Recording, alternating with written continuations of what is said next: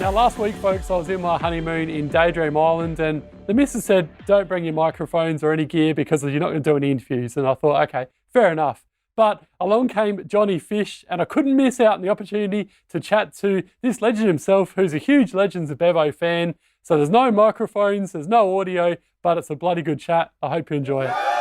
Welcome to Legends with Bevo. Thanks to Anytime Fitness Glenelg.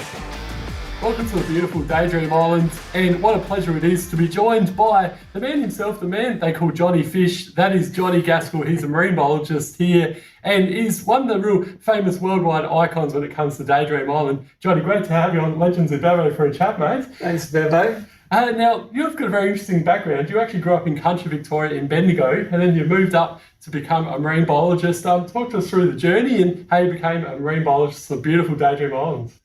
Yeah, I used to spend a lot of time in the rivers and creeks around Bendigo, swimming around, looking at little mosquito larvae and water bugs and stuff. And I got a bit of a fascination with the underwater world, so decided to study marine and freshwater science. And then through that, realised that the marine side, there was a lot more underwater bugs and underwater beings, as you can see in the ocean. So decided to focus more on the marine. Moved away from the inland country town and to the coast down south for a while, and then up around Warrnambool, down around Warrnambool, and then moved up here in the Great Barrier Reef and never looked back. Yeah, so you can just come up and smile on your face so I can see you. Yeah, it's good. It's a good sign, isn't it? We've got all these little mates behind us. It's very, very cool. And tell us more about your role as a marine biologist at Daydream Island, John. So here, I help look after the Living Reef. So this was one of the projects that I had a couple of years ago. Myself and two other marine biologists helped design this whole lagoon system so we could, I guess, expand on what the Living Reef was, which was fairly shallow lagoons. Get all of those animals that were in the shallow lagoons, dig out this big deep lagoon for them, put a big window in so people can obviously get a little bit of a side profile, which is a lot better for educating guests and schools and anyone who comes to the region, and also give them a better spot to live. So this is a new addition to the Living Reef.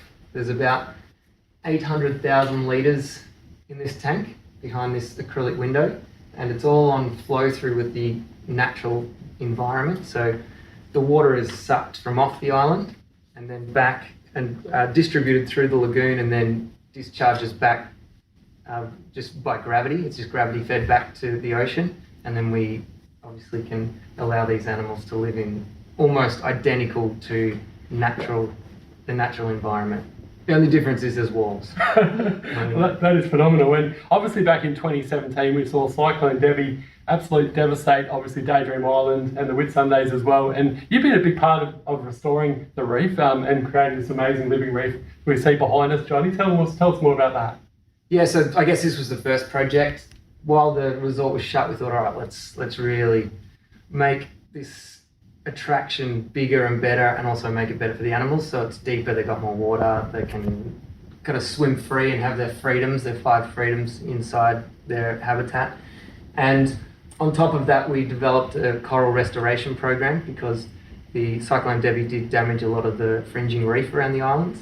So what we've done is we've developed, with help from the state and federal government, we got funding to make a coral propagation system, and that's where you take coral from a healthy reef, put them into we call them raceways, coral raceways, leave them there so they can attach to some form of substrate, whether it be coral skeleton or a cement disc, and then plant them back out in the wild in areas that got damaged. So it helps restore an area. It doesn't fully restore it, but it assists with that recovery and hopefully makes it a faster recovery time. We don't want slower. We want faster. So it can take up to 15 to 20 years for a reef to recover. We want to try and shave a few years off that way, moving the coral to that area and increasing recruitment.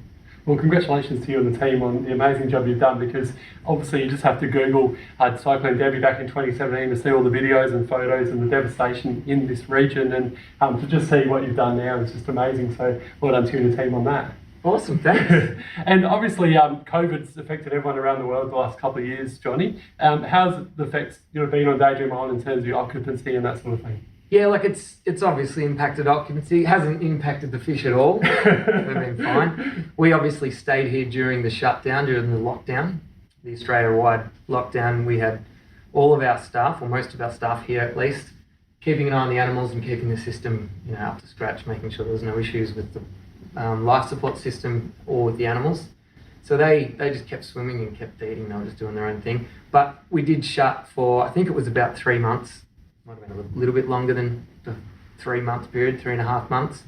And we weren't able to take any guests on. And then we reopened in June, I think it was, after being shut from the end of March to June, mid-June or so. And then the guests came back. So obviously during that time, there was no guests here. And then it was a bit of a slow recovery, and ever since then we've been seeing a lot more Australians, which is awesome, a lot more locals coming in, and a lot more Queenslanders, which we generally didn't get, above about 30% occupancy with Queenslanders, but now there was a time where we had about 90% occupancy with all Queenslanders. Wow. So it did change our the guests that we had and where they were from, which was interesting. It's cool. Yeah, and like I said, obviously it's those 3 months were very sad, but good to see that you're sort of starting to get the numbers back again, and let's hope going forward that we don't have any more outbreaks and things can keep getting back to normal and stuff with you guys. So yeah. In terms of, obviously it's always a very hard question to answer, Johnny, but we can see so many beautiful fish and stuff around here, but what would be your favourite type of creature in the Living Reef and why? Oh, that's a good question. I do like all of them. Look, I love coral. Coral's my area of interest. So I do love all of the corals. If I was just going to pick one, I like them all, but spaghetti coral's cool. Yeah. It looks like spaghetti.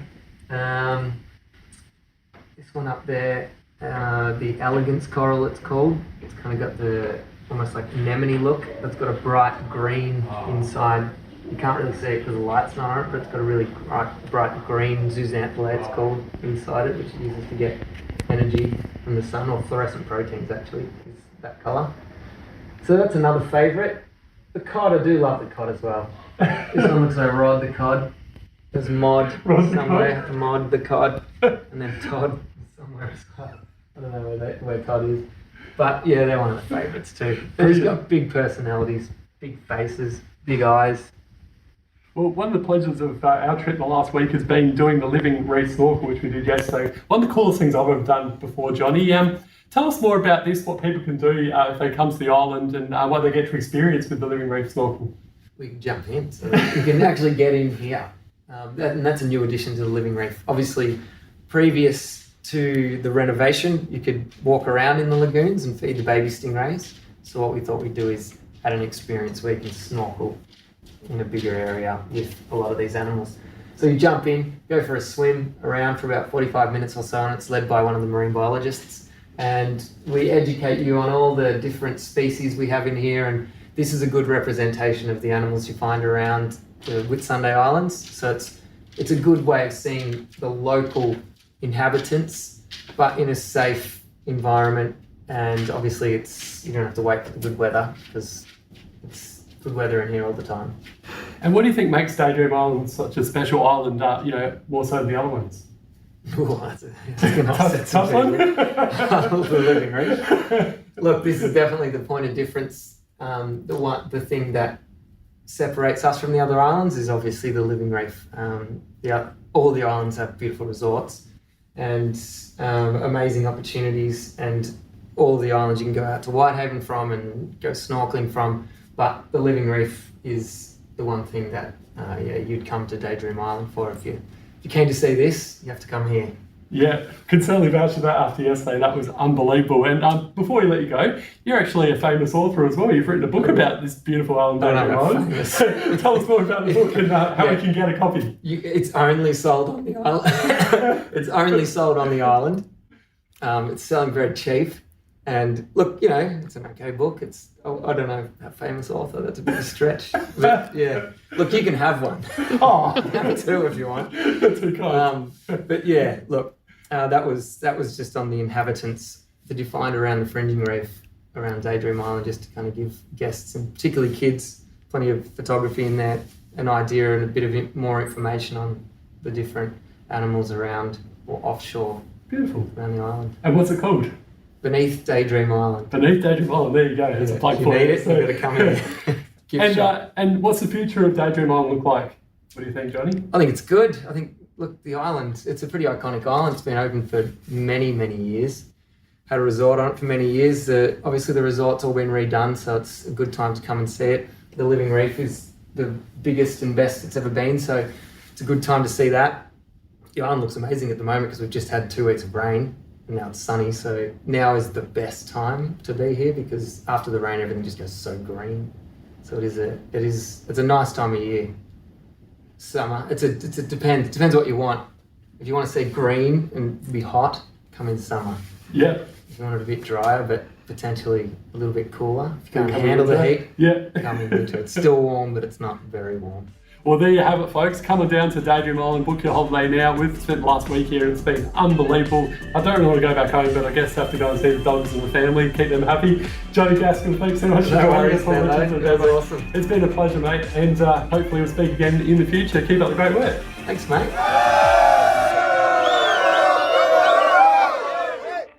PodBooth. Sounds so good.